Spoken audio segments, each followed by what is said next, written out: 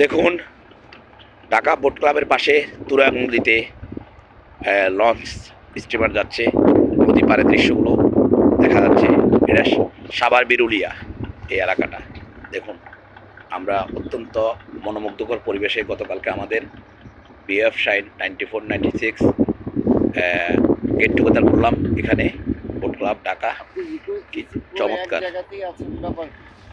দেখুন, অসাধারণ রিভার ভিউটা, অসাধারণ, জাস্ট অ্যামেজিং। দেখুন, চমৎকার সারি সারি।